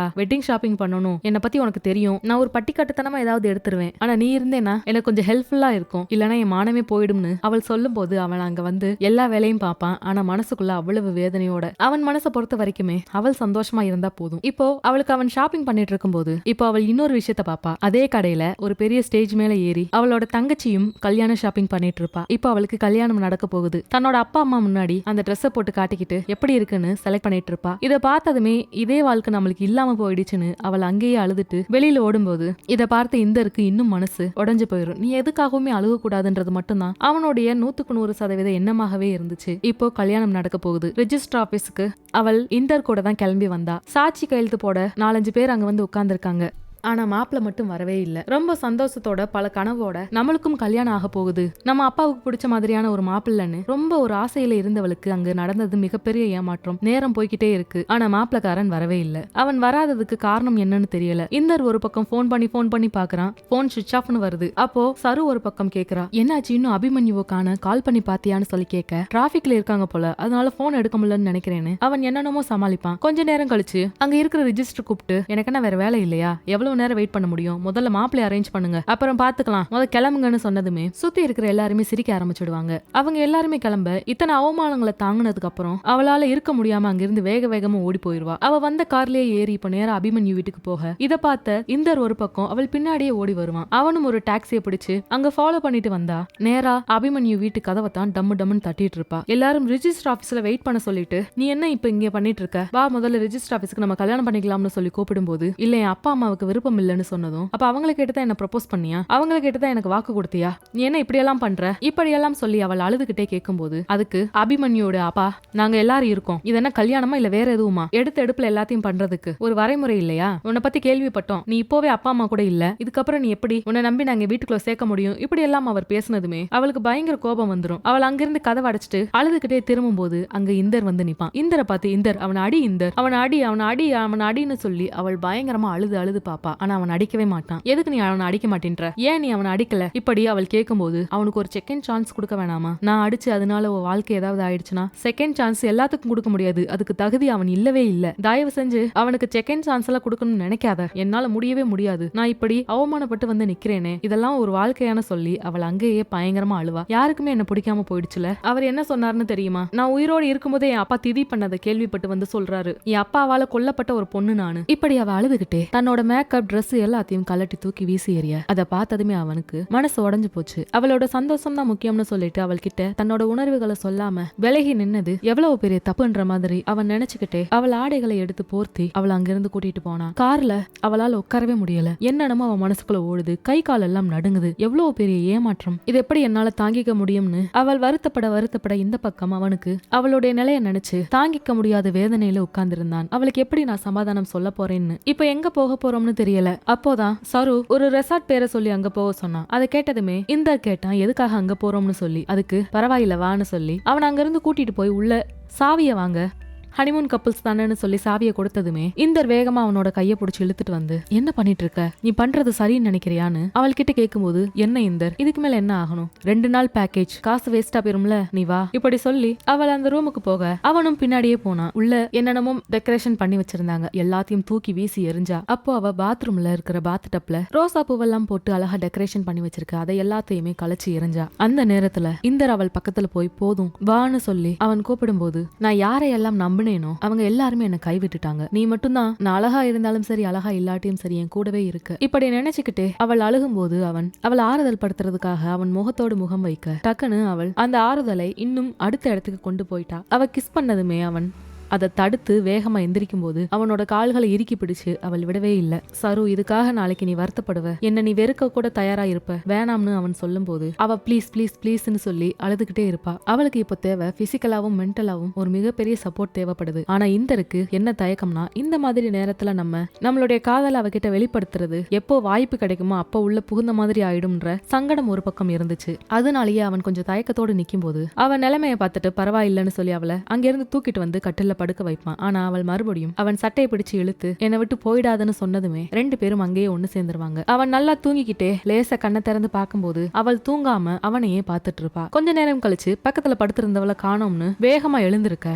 பாத்ரூம்ல அங்க இங்கன்னு தேடி பார்ப்பான். ஆனா எங்கேயுமே அவள் இருக்க மாட்டா. அப்போதான் வெளியில ஸ்கிரீன் பக்கமா பார்க்கும்போது அபிமன்யு மறுபடியும் வந்து அவளை கட்டி பிடிச்சு ஏதோ பேசி அங்கிருந்து கூட்டிட்டு போவான். அதை பார்த்ததுமே இந்தரு முழுசா உடஞ்சு போயிடுவான். மறுபடியும் அவன் கூட போயிட்டான்ற மாதிரி நினைச்சுக்கிட்டு அப்போ ஒரு மெசேஜ் வரும், நீ உன் வாழ்க்கைய பாரு, அபிமன்யு மறுபடியும் வந்துட்டான், நான் அவன் கூட போறேன்னு சொல்லிட்டு அவள் மெசேஜை மட்டும் அனுப்பி வச்சிருப்பா. இதை பார்த்ததுமே போனை தூக்கி போட்டு உடைச்சிட்டு அவன் வீட்டுக்கு போய் மறுபடியும் குடிச்சு இனிமேல் இந்த ஊர்ல இருந்தா அவளுடைய நினைப்பாவே இருக்கும், நம்ம முதல்ல இந்த இடத்தை விட்டு போகணும்னு சொல்லிட்டு அங்க இருந்து கிளம்பிடுவான். அந்த நேரத்துலதான் சாவித்ரி சருவோட அம்மா இந்தரோட வீட்டுக்குள்ள வர, சருவோட அப்பா வெளியில போயிருக்காரு அதனால உங்களை பார்க்க வந்தேன்னு சொல்லி வந்ததுமே வாங்க ஆண்டி வாங்கன்னு சொல்லி உட்கார வைப்பான். என்ன எல்லாம் பேக் பண்ணிருக்குன்னு கேட்கும்போது இல்ல நான் ஊரை விட்டு கிளம்புறேன்னு சொன்னதும் அப்போ சரு உங்க கூட தான் இருக்கான்னு சொன்னாங்க, அவகிட்ட இந்த இன்விடேஷன் கொடுக்கணும் கொடுத்துடுறியான்னு சொல்லி கேட்கும்போது இல்ல நான் ஊரை விட்டு போறேன் எனக்கு டைம் ஆச்சுன்னு சொல்லுவான். அப்போ அங்க ஒரு வீடியோ ரெக்கார்ட் மாதிரி ஒன்னு ஓடிக்கிட்டு இருக்கும். அதுல அவங்க 2 பேரும் எக்கச்சக்கமாக எடுத்த செல்ஃபி எல்லாமே ஒன்னொன்னா ஸ்லைட் ஷோ ஆகிட்டு இருக்கும். அதை பார்த்ததும் அவங்க அம்மா சரின்னு சொல்லிட்டு எழுந்திருச்சு போக, ஏன்னா தன்னோட பொண்ணு எவ்வளவு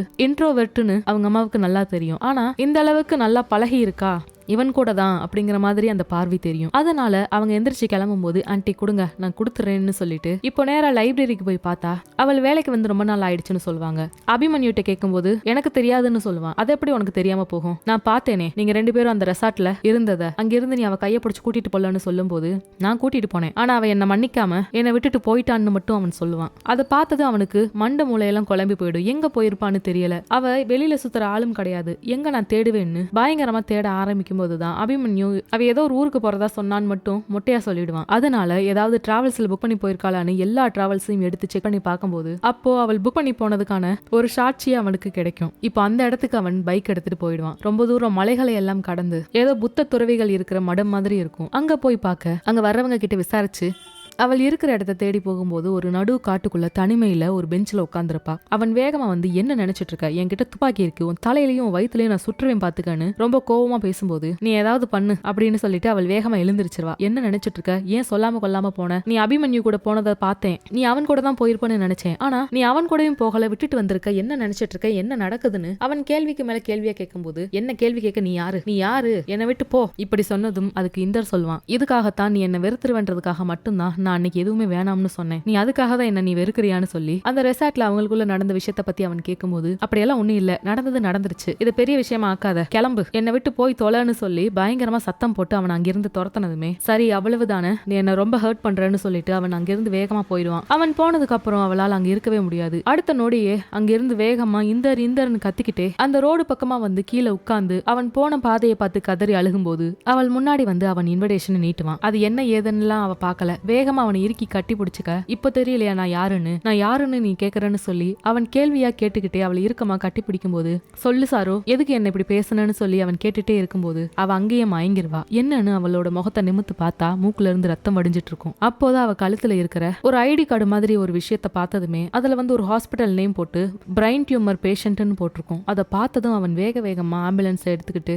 ஹாஸ்பிட்டல்ல போனதுமே நாங்க தான் அன்னைக்கு பிளட் டெஸ்ட் வந்து எடுத்தப்போவே அவங்க ஹஸ்பண்ட் கிட்ட சொன்னோமே, அவங்க உங்ககிட்ட சொல்லலையா இவங்களுக்கு பிரைன் டியூமர் 4th ஸ்டேஜ், நாட்கள் எண்ணிட்டு இருக்காங்கன்னு சொன்னதும் யாரு அபிமன்யுவான்னு கேட்கும்போது ஆமா அவர் பேர் அபிமன்யு தான், நீங்க போய் பாருங்கன்னு சொல்ல பயங்கர கோபத்தோட இந்த விஷயத்த சொல்லாம இருந்திருக்கானேன்னு அதனாலதான் அவளை விட்டுட்டு போயிட்டானான்ற கோபத்துல நேரா வந்து அவனை பயங்கரமா அடிக்க ஆரம்பிச்சிருவான். இவ்வளவு பெரிய சுயநலவாதியானேன்னு சொல்லிட்டு எதுக்கு இந்த விஷயத்த மறைச்சான்னு சொல்லி கேட்கும்போது நான் ஒன்னும் மறைக்கல, இதுக்காக ஒன்னும் நான் கல்யாணத்தை நிப்பாட்டல, என்னோட வீட்டுல இருக்கிற எல்லாரும் பிரச்சனை பண்ணிட்டாங்க, அதனாலதான் இந்த கல்யாணத்தை நான் நிப்பாட்டினேன், கல்யாணத்தை நிப்பாட்டினா 5 மணி நேரம் கழிச்சு என்ன ஹாஸ்பிட்டல்ல கூப்பிட்டாங்க, முதல்ல எனக்கு தான் இந்த வியாதி இருக்குன்ற மாதிரி சொன்னாங்க, அதுக்கடுத்துதான் சருவுக்குன்னு சொன்னாங்க, பேர் மாறிடுச்சுன்னு சொல்லி இந்த விஷயம் தெரிஞ்ச உடனே நான் சருவை விட்டுறக்கூடாதுன்றதுக்காகத்தான் ரெசார்ட்டுக்கு ஓடி வந்தேன், அவள் என்னோட வாழ்க்கையை நான் பாத்துக்கிறேன் நீ கிளம்புன்னு சொல்லி என்ன அனுப்பி வச்சுட்டா, உன்னை விட்டும் விலக அவள் தயாராகிட்டான்னு சொன்னதுமே இப்ப வேகமா அவன் ஹாஸ்பிட்டலுக்கு ஓடுவான். அவங்களுக்கு காய்ச்சல் அந்த மாதிரி எல்லாம் எந்த பிரச்சனையும் கிடையாது, பிரைன் டியூமர் 4th ஸ்டேஜ், அதாவது ஹீமோதெரப்பி இல்ல வேற எந்த ட்ரீட்மெண்ட்டும் இப்ப பண்ண முடியாது, அவங்க உடம்பு தாங்காது, அதை பண்ணோம்னா நாட்களை இன்னும் குறைக்கிற மாதிரி ஆகிடும்னு அந்த டாக்டர் சொல்ல அங்கேயே சுக்குநூறா உடஞ்சு போயிடுவான். அந்த நேரத்துல அவளை நீ வேகமா கிளம்புன்னு சொல்லி நல்ல ட்ரெஸ் எல்லாம் எடுத்து கொடுக்க எங்க போறோம் இந்தர்னு கேட்கும்போது அதுக்கு முன்னாடியே அவளுடைய தங்கச்சியோடைய கல்யாணத்துக்காக எல்லா செட்டப்பும் அவன் பண்ணி வச்சுட்டு வந்துருவான். எல்லா இடத்துலயும் ஹிடன் கேமராவை ரெடி பண்ணி வச்சுட்டு இப்ப அவளை தங்கச்சி கல்யாணத்தை பார்க்க வைக்கணும்ன்றதுக்காக ஒரு பாலடைஞ்ச இடத்துக்கு கூட்டிட்டு வந்து அங்க நிறைய டிவியை வச்சு அதுல ஒவ்வொரு இடத்துலயுமே அந்த கேமராவில் அவங்க அப்பா தனியா அவங்க அம்மா தனியா இப்படி எல்லாத்தையும் ரெக்கார்ட் பண்ற மாதிரி செட் பண்ணி வச்சுட்டு வந்திருப்பான். அவள் ஒவ்வொன்னையும் பார்க்கும்போது பயங்கரமா அழுவா. எங்க அம்மா ரொம்ப நாள் ஆன்டிக் நெக்லஸ் வேணும்னு கேட்டாங்க, இப்ப கிடைச்சிருச்சு என் தங்கச்சி கல்யாணத்துக்குன்னு அவங்க அம்மாவை தொட்டு பார்க்க முடியாத தன்னோட தங்கச்சிய அந்த டிவில பார்த்து அவள் பயங்கரமா அழுவா. இதெல்லாம் எனக்கு கொடுப்பனே இல்லைன்னு சொல்லி அவன் கை நிறைய அவளுக்கு பூவை கொடுத்ததுமே இந்தர் மேல கொஞ்சம் பூவை போட்டுட்டு அந்த டிவி மேல போடுவா, அவங்களுக்கு ஆசீர்வாதம் பண்ற மாதிரி. அவனால அதை தாங்கிக்கவே முடியாது. இவ இருக்கிற கடைசி நேரத்திலேயாவது அவளுக்கான வாழ்க்கையா நான் இருக்கணும்னு ஆசைப்பட்ட இந்தர் வேகமா அவள் கிட்ட நம்ம கல்யாணம் பண்ணிக்கலாமான்னு கேட்க அதுக்கு அவ அதெல்லாம் வேணாம் இந்தர், நான் கொஞ்ச நாள்ல போயிடுவேன், உன்னோட வாழ்க்கையை எதுக்கு நீ வீணாக்கணும்னு நினைச்சிட்டு இருக்க, நானே சாக போறேன்னு சொல்லும் போது அப்படியெல்லாம் சொல்லாத முதல்ல இந்த ட்ரிப்ஸை ஏத்திக்கன்னு சொல்லி அவன் கையோட அவளுக்கு என்னென்ன தேவையோ அது எல்லாத்தையும் கொண்டு வந்திருப்பான். உடனே நம்ம ஹாஸ்பிட்டல் போலாம்னு சொல்லி இப்போ ஹாஸ்பிட்டல்ல கொண்டு வந்து சேர்க்க இப்போ அங்க ட்ரீட்மெண்ட் ஒரு பக்கம் போய்கிட்டு இருக்கும். ஆனா இந்த பக்கமும் அவனுக்கு பயங்கர கோபம். அவங்க அப்பா தீதி கொடுத்ததுனால என்னவோ அவளுக்கு இந்த மாதிரி ஆயிடுச்சோன்ற மாதிரி அவன் மனசு சொல்ல ஆரம்பிச்சு நேரா அவங்க வீட்டுக்கு போய் அவ போட்டோல போட்டிருக்கிற மாலையை பிச்சு எரிஞ்சிட்டு இதுக்கப்புறம் யாராவது அவளுடைய போட்டோல மாலை போட்டீங்கன்னா அவ்வளவுதான், உங்களை நான் என்ன பண்ணுவேன்னு தெரியாதுன்னு பயங்கரமா சத்தம் போட்டுட்டு வந்துருவான். இப்போ சருவுடைய அப்பா அங்க செக்யூரிட்டி அப்புறம் அந்த சொசைட்டில இருக்கிற தலைவர்கள் கிட்ட ஃபுல்லா கம்ப்ளைண்ட் பண்ணிருப்பான். பண்ணிடுவாரு. இவன் வந்து என்ன மிரட்டினான்னு சொல்லி அவன் நல்லா குடிச்சிட்டு அவங்க அபார்ட்மெண்ட்ல இருக்கிற மேல இருக்கிற டவர் மேல படுத்துப்பான். காலையில அந்த இன்ஸ்பெக்டர் ஏற்கனவே இவங்களை வார்ன் பண்ணி அனுப்பின அந்த இன்ஸ்பெக்டர் இப்ப அவனை கையோட அரெஸ்ட் பண்ணி கொண்டு போக, நான் எந்த தப்பும் பண்ணல சார், என்ன விடுங்க, எனக்கு முதல்ல போன் வந்துச்சா, என்னோட போன் எங்கன்னு அவன் கேட்டுக்கிட்டே இருப்பான். அதுக்கு காரணம் அவளுக்கு இன்னைக்கு டிஸ்சார்ஜ் பண்ணும்போது அவன் கூட இருக்கணும்னு ஆசைப்பட்டான். அதனால அவன் அந்த போனை கேட்டுட்டே இருக்க எல்லாருமே அவனை கொலை பண்ணிட்டு வந்தவன் தானே, பேசாம உட்காருடான்னு சொல்லி அவனை மிரட்டிட்டே இருப்பாங்க. அப்போ போலீஸ்காரங்க எல்லாத்தையும் அடிச்சு போட்டுட்டு அவன் வேக வேகமா ஓட எல்லாரும் ஃபாலோ பண்ணி வந்து அவனை மடக்கி பிடிக்கும் போது எல்லாரையும் தடுத்துட்டு அவன் மறுபடியும் எஸ்கேப் ஆகும்போது இன்ஸ்பெக்டர் முன்னாடி வந்து நிப்பாரு. என்ன வேணும் உனக்குன்னு கேட்கும்போது அப்போதான் அவன் விஷயத்த சொல்லுவான். இந்த மாதிரி அவள் டிஸ்சார்ஜ் ஆகிட்டா, நான் அவளை போய் பார்க்கணும், ப்ளீஸ் என்ன விடுங்கன்னு சொல்லும்போது, சரி உனக்கு ஒரே ஒரு வாய்ப்பு தரேன், அவளை பார்த்துட்டு நீ வந்துடணும்னு கையில விளங்க மாட்டி ஜீப்ல ஏத்தி கூட்டிட்டு போக. ஹாஸ்பிட்டல்ல அவள் இல்ல, இப்போ அவளுக்கு பிடிச்ச லைப்ரரியில இருப்பான்னு சொல்லி அவன் வேகமா அங்க தேடி போகும்போது அதே நேரத்துல ரொம்ப நேரமா வெயிட் பண்ண சரு இப்போ அந்த லைப்ரரிக்கு தான் போவா. இந்தர் அவள் ரொம்ப மிஸ் பண்ண ஆரம்பிச்சிடுவா. இந்தர் முதல்ல படிச்ச அந்த புத்தகத்தை தன்னோட எடுத்து அணைச்சுக்கிட்டு அதுக்கு முத்தம் கொடுக்கும் போதுதான் அந்த புக் மார்க்ல ஏதோ எழுதி இருக்கிற மாதிரி இருக்கும். அது என்னன்னு சொல்லி பார்க்க அந்த லிப்ட்ல அவள் முதல்ல கரடி வேஷம் போட்டு அவன் கிட்ட பேசின முதல் நாள், பியர் கேர்ள் என் கூட காஃபி குடிக்க வர்றியான்னு சொல்லி அதுல எழுதி கொடுத்திருப்பான். ஆனா அவ அதை பார்த்திருக்கவே மாட்டா. அடுத்த தடவை இன்னொரு புக் எடுத்திருப்பான். இப்ப அதை தேடி அவள் போய் அதுல என்ன எழுதிருக்கான்னு பாக்கும்போது, அப்போ காஃபி வேணாமா, வேற என்ன வேணும் உனக்கு அப்படின்னு அவன் இன்னொரு இதுல எழுதியிருப்பான். அதை பார்த்துட்டு அடுத்த ஒரு புக்க போகும்போது, இன்னைக்கு லிப்ட்ல ஒரு பொண்ணை சந்திச்சேன், என் வாழ்க்கையில அவதான் சிறந்த தேர்வா இருப்பான்னு நான் உணர்ந்துட்டேன், அவளை நான் கண்டுபிடிச்சிட்டேன், என் வாழ்க்கைக்கு தேவையானவள்னு சொல்லி முதல்ல லிப்ட்ல பார்க்கும்போது என்ன யோசிச்சானோ அதை எழுதி வச்சிருப்பான். நான் பெண்கள் அழுகும் போதெல்லாம் ஓடி விடுவேன், ஆனா நீ அழுகும் போது மட்டும் உன் பக்கத்துல இருந்து உனக்கு முத்தமிடணும்னு ஆசைப்படுறேன்னு அவன் அதுல எழுதி கொடுத்திருப்பான். அதையே அவள் பார்த்திருக்க மாட்டா. இப்படியே அவன் ஒவ்வொரு புத்தகமா அவகிட்ட ஹிண்ட்ஸ் கொடுத்து எழுதி இருக்க அவ ஒண்ணு கூட பார்க்காம சீல் வச்சு புக்கை மட்டும் ரிட்டர்ன் பண்ணிருப்பா. கடைசியாக இன்னொரு புக்கை பார்க்கும்போது 27ஆம் தேதி உன்னை சந்திச்சு 9 மணி நேரம் ஆகுது, ஆனா நீ இன்னும் எனக்கு பதில் அளிக்கல, அதனால நம்மளுக்குள்ள எதுவும் இல்லைன்னு நினைக்கிறேன், உன்னோட மனநிலை மாறுச்சுன்னா இது என்னோட நம்பர், எனக்கு போன் பண்ணு, இப்படி அவன் மறுபடியும் எழுதியிருப்பான். தலை கவசத்தோடு ஓடிய ஒரு ஆளு, நீ என்ன மறைக்கிறதுக்காக அங்கிருந்து ஓடுன, ஆனா நான் உன்னை நேசிக்கிறேனே, அதை நான் எப்படி உன்கிட்ட சொல்ல முடியும்னு அவன் ஒவ்வொன்றிலையுமே அவன் என்ன யோசிச்சான் அவளை பத்தி, அவன் பார்த்த முதல் பார்வையில இருந்து இப்போ வரைக்கும் எப்படியெல்லாம் யோசிச்சான்றதை தான் அங்க எழுதியிருப்பான். அதுக்கடுத்து அவ எந்ததையுமே பார்க்காததுனால அவளுக்கு பிடிக்கலையோன்னு நினைச்சுக்கிட்டு தான் அவன் கொஞ்ச நாள் லைப்ரரி வராம இருப்பான். லைப்ரரி வராததுனாலதான் அவள் வீடு தேடி போவா அந்த ஆரம்பத்துல. இது எல்லாத்தையும் யோசிச்சு பார்த்து எனக்கே ஒருத்தன், என்ன காதலிக்கிற ஒருத்தன், நான் மட்டும்தான் அவனோட பெஸ்ட் சாய்ஸா இருக்கணும்னு நினைச்ச ஒருத்தன் இந்தர் தான், ஆனா நான் ஏன் அதை புரிஞ்சுக்கலன்னு சொல்லி அங்கேயே அழுதுட்டு இருக்கும்போது கைவிலங்கோட அவன் ஓடி வருவான். ஓடி வந்து என்னாச்சு ஏன் அழுகுறன்னு சொல்லி அவள் கண்ணை தொடச்சு ஒன்னும் இல்ல வா நம்ம ஹாஸ்பிட்டல் போகலாம்னு கூப்பிடும்போது, இந்தர் என்ன கல்யாணம் பண்ணிக்கிறியா, இன்னும் கொஞ்ச நாள் தான் இருக்கு, அதுக்குள்ளேயே நம்ம கல்யாணம் பண்ணிக்கலாம், என்னை விட்டு போயிடாத, இப்படி சொல்லும் போது கண்டிப்பா பண்ணிக்கலாம்னு அவன் கண்ணீரோட அவளோட கண்ணீரையும் சேர்த்து தொடச்சபடி 2 பேரும் ஹக் பண்ணிட்டு நிக்கும் போது அந்த போலீஸ்காரர் மறுபடியும் வருவாரு. 10 மணி நேரம் தான் உனக்கு பரோல், கிளம்புன்னு சொல்லும் போது, சார் ப்ளீஸ் என்னோட இந்தரை விட்டுருங்க, எங்களுக்கு கல்யாணம் ஆக போகுது ப்ளீஸ் சார்னு சொல்லி கெஞ்சி அழுவா. நான் கைவலங்க கழட்ட தான் வந்தேன், இப்படி சொல்லி கைவலங்க கழட்டி விட்டதுமே உன்னோட வாழ்க்கையில பெஸ்ட் சாய்ஸ் நான் தான் சொல்றியே, அப்புறம் எதுக்காக நீ அந்த அபிமன்யுவை கல்யாணம் பண்ணிக்க சம்மதிச்சேன்னு கேட்கும்போது, எனக்கு உன்னோட விருப்பம் தான் முக்கியமா தெரிஞ்சதுன்னு அவன் சொல்லுவான். அங்கேயே அவன் எந்த அளவுக்கு தன்னல காதலிக்கிறான் அப்படிங்கிற ஒரு விஷயத்த புரிஞ்சு அவ கல்யாணத்துக்கு இப்போ அவளாகவே சம்மதிச்சிருவா. என் கடைசி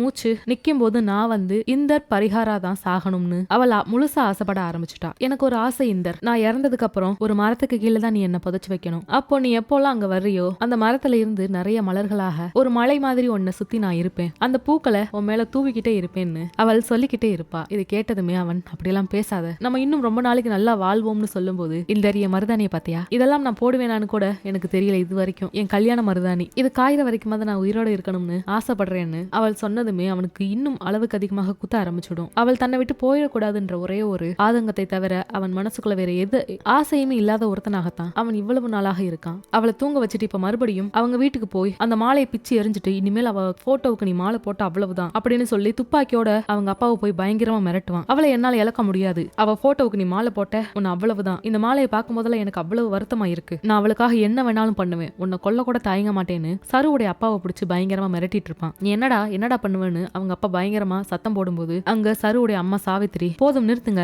என்ன நடந்துச்சுன்னு தெரியாம நம்ம பொண்ணை இவ்வளவு நாள் ஒதுக்கி வச்சது போதும்னு சொல்லிட்டு அதுக்கப்புறம் தான் அவங்க எல்லா உண்மையும் சொல்லுவாங்க. அன்னைக்கு சாதாரணமாக மேக்கப் ஆர்டிஸ்ட பாக்கணும்ன்றதுக்காக மட்டும்தான் அவ உள்ள போனா, ஆனா பாக்குற எல்லாரும் தப்பா பேசி கடைசியில் அது உண்மையாக்கிட்டீங்க பாத்தீங்களான்னு அவங்க அம்மா சொன்னதுக்கு அப்புறம் தான் அவரு அதிர்ச்சி ஆயிடுவாரு. ஏன்னா தன்னோட பொண்ணை தன் நம்பவே இல்லைன்றதுனால இப்போ அவன் சொல்லிட்டு போயிடுவான், எங்க கல்யாணம், நீங்க வந்துடணும், கண்டிப்பா வரணும், என் சருவோட கண்ணுல ஒரு சொட்டு கண்ணீர் நான் பார்க்க கூடாது அப்படின்னு பயங்கரமா மிரட்டிட்டு அங்கிருந்து போனதுமே அவர் ரொம்ப அதிர்ச்சியாகவே பார்த்துட்டே நிப்பாரு. இப்ப மறுநாள் அழகா ட்ரெஸ் பண்ணி இப்ப ரிஜிஸ்டர் ஆபீஸ்க்கு போயிட்டாங்க. அப்ப அவங்க 2 பேருக்கும் கல்யாணம் பண்ணிக்க சம்மதமானு கேட்கும்போது சம்மதம்னு சொல்லி மாலையை போட்டுக்க கரெக்டா அவங்க அப்பாவும் அம்மாவும் வந்துருவாங்க. சரு அப்படின்னு சொல்லி அவங்க அப்பா கூப்பிட்டதுமே அவங்க அப்பாவை பார்த்ததும் ஓடி போய் கட்டி பிடிச்சுப்பா. அப்பா, இந்த கல்யாணத்துக்கு சம்மதிக்கலன்னா என்ன பண்ணுவ? அப்பா முக்கியமா இல்ல இந்த கல்யாணம் முக்கியமானு கேட்கும்போது நீதான்ப்பா முக்கியம்னு அவ ஒரே வார்த்தையில சொன்னதுமே மறுபடியும் இந்தர் அங்க உடஞ்சு போய் நிப்பான். எல்லா இடத்துலயுமே அவனை விட்டு கொடுத்துக்கிட்டே தான் இருக்கா. அதனால அவனே அங்கிருந்து விலகலாம் அப்படியே திரும்பி போகும்போது அவன் கையை இறுக்கமா பிடிச்சு அவங்க அப்பாவை கட்டி பிடிச்சபடியே, இந்தர் மாதிரி ஒரு மாப்பிள்ளையை நீங்களே தேடி பார்த்தாலும் கண்டுபிடிக்க முடியாதுப்பா, என்னால இந்தரை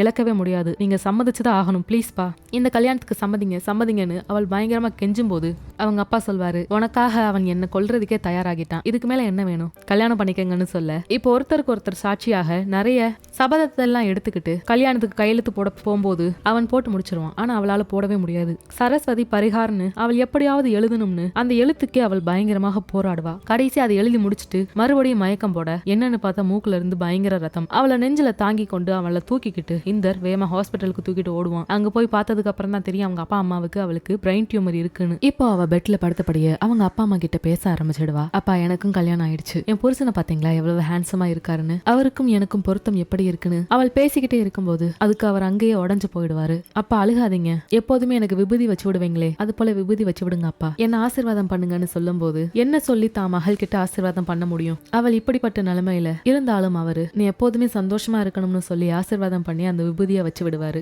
டாக்டர், என் பொண்ணுக்கு நான் பெரிய அளவுல ரிசப்ஷன் வைக்கணும், எப்போ டிஸ்சார்ஜ்னு சொல்லுங்க, நான் கூட்டிட்டு போகணும்னு சொல்லும் போது டாக்டர் அமைதியா நிப்பாரு. அதுக்கு அவ, டாக்டர் எவ்வளவு நேரம் இருக்குன்னு சொல்லுங்கன்னு கேட்பா. எவ்வளவு நாள் கிடையாது, நேரம்ன்றது அவங்க அப்பாவுக்கு அப்போதான் புரியும். என்னோட மருதாணி அழிஞ்சு போற வரைக்குமாவது நான் உயிரோட இருப்பேன்னான்னு கேட்கும்போது அவருக்கு இல்லன்னு தலையசைப்பாரு. அதுக்கப்புறம் தான் அவங்க அப்பாவும் அம்மாவும் தான் பொண்ணை இப்படி விட்டுட்டோமேன்னு மனசொடைஞ்சு போயிடுவாங்க. அந்த நேரத்துல அந்த போலீஸ்காரர் வருவாரு. மறுபடியும் கையில ஒரு டைரியை கொடுத்து இந்த பொருள் எல்லாத்தையுமே அங்க ரிஜிஸ்டர் ஆபீஸ்ல விட்டுட்டு வந்துட்டீங்க, எடுத்துட்டு வந்தேன்னு சொல்லி கொடுப்பாரு. அப்போ அந்த போலீஸ்காரர் ஒரு பேஜ் நம்பர் மென்ஷன் பண்ணி இந்த பேஜ் நம்பர்ல ஒரு காய்ந்த ரோஜா பூ இருக்கு, அந்த பொண்ணு ஏதோ சொல்ல வருதுன்னு நினைக்கிறேன்னு சொல்லும் போது அது அவங்க குடும்பத்தின பத்தின ஒரு புக்கு. அந்த புக்குக்குள்ள அவனும் அவங்க அப்பாவும் நின்னுட்டு இருக்க மாதிரி ஒரு போட்டோ இருக்கும். அங்க ஒரு மரம் பிங்க் கலர்ல பூ பூத்து எப்போதும் அந்த மரத்துல இருந்த பூக்கள் விழுந்துகிட்டே இருக்கும். இப்போ அந்த மரத்தை மென்ஷன் பண்ணி வச்சதுமே அவனுக்கு புரிஞ்சிரும். அவள் அடிக்கடி சொன்ன அந்த வார்த்தை, நான் செத்ததுக்கு அப்புறம் என்ன ஒரு மரத்துக்கு கீழே புதைச்சோய் என்னை எரிச்சிடாதுன்னு சொல்லுவா. அதுக்கப்புறம் அவனுக்கு அந்த விஷயம் புரிஞ்சதுமே நேரா அவங்க வீட்டுக்கு போய் அவங்க அப்பா கிட்ட எனக்கு 2 ஏக்கர் நிலம் எழுதி கொடுங்கன்னு சொல்லி கேட்பான். அதுக்கு அவங்க அப்பா முதல் வார்த்தை கேட்பாரு, யாரு கொலை பண்ணிட்டு வந்தேன்னு சொல்லி. ஏன்னா அவனுடைய நெஞ்சில ரத்த கரையா இருக்கும். அவளை அங்க இருந்து தூக்கிட்டு வந்தப்போ அவள் மூக்குல இருந்து வடிஞ்ச ரத்தங்கள். ஆனா அவங்க அப்பா இந்த மாதிரி அவர் கேட்பாரு. கேட்டதுமே அவன் கோபப்பட்டு எழுந்திருச்சு அங்கிருந்து கிளம்பி வந்துருவான்.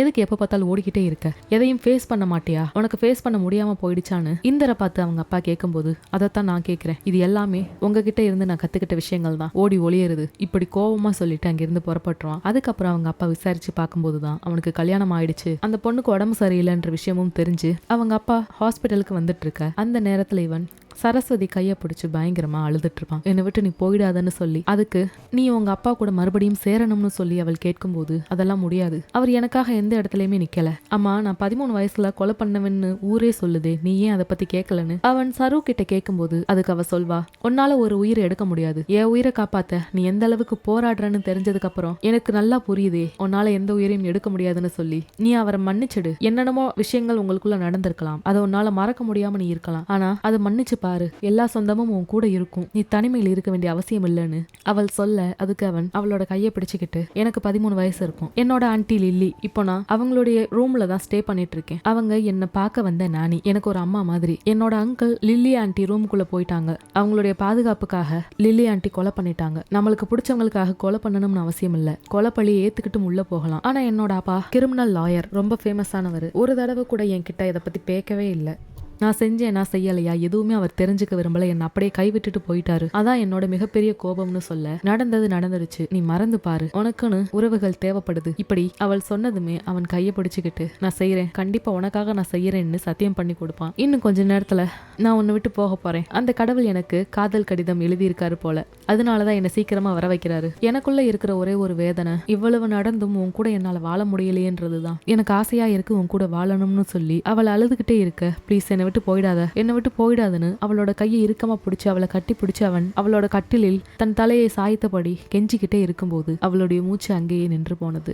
அவன் அழுதுகிட்டே வெளியில வரும்போது அவனுடைய அப்பா, உனக்கு கல்யாணம் ஆயிடுச்சுன்னு கேள்விப்பட்டேன், என் மருமகளை நான் எங்கனாலும் கூட்டிட்டு போய் காப்பாத்துறேன், என்ன ஆச்சுன்னு சொல்லி கேட்கும்போது அவள் இப்போ உயிரோட இல்ல சார் அப்படின்னுவான். அவளோட அப்பாவை எப்போதுமே அவன் சார்னு கூப்பிடுவான். ஆனா அவங்க அப்பா தன்னோட பையனுடைய கஷ்டத்தை பார்த்ததுமே முதல் முறையா உனக்குன்னு ஒரு வாழ்க்கை அமைஞ்சிருக்கு, அது இப்படி ஆயிடுச்சேன்னு அவர் அழுகும்போது டக்குன்னு தன்னோட அப்பாவை அப்பான்னு சொல்லி கட்டி பிடிச்சு அவனும் அழுக ஆரம்பிச்சிடுவான். அவருக்கு தன்னோட பையன் கொலை பண்ணலன்னு பிற்காலத்துல தெரிய வந்தாலும் அவன் லில்லியை காப்பாத்தணும்ன்றதுக்காகவே அந்த விஷயத்த தன்னோட அப்பா கிட்ட அவன் மறைச்சதுனாலதான் அவர் கோவப்பட்டு பேசாமலே இருந்தாரோ என்னவோ தெரியல. எந்த சமுதாயத்துல கிரிமினல்ன்ற பேர் வாங்கினானோ அதே சமுதாயத்துல இப்போ அவன் ஒரு மிகப்பெரிய லாயராக வர்றான். இப்போ எல்லா கேஸையும் முடிச்சுட்டு அந்த மரத்துக்கு பக்கத்துல வந்ததுமே அவள் சொன்னது போல அந்த மரத்துல இருந்து பூக்களாக அவன் மேல விழுகுது. நான் இருக்கேன் உன் கூடதான்னு சொல்லாமல் சொல்ற மாதிரி அங்கே சரஸ்வதி பரிகார்னு அந்த மரத்துல எழுதி இருக்கும். அதை தொட்டு பார்த்துக்கிட்டே அந்த மரத்தோட அவன் பேச ஆரம்பிப்பான். அது சரஸ்வதியாக நினைச்சு, இன்னைக்கு கேஸ் முடிச்சுட்டேன், எல்லாரும் என்ன பாராட்டினாங்க, நான் உன்னை ரொம்ப மிஸ் பண்றேன், உன்னை ரொம்ப லவ் பண்றேன்னு சொல்லி அந்த மரத்துக்கு கீழேயே அவன் படுத்துருவான். நான் இனிமே குடிக்க மாட்டேன்,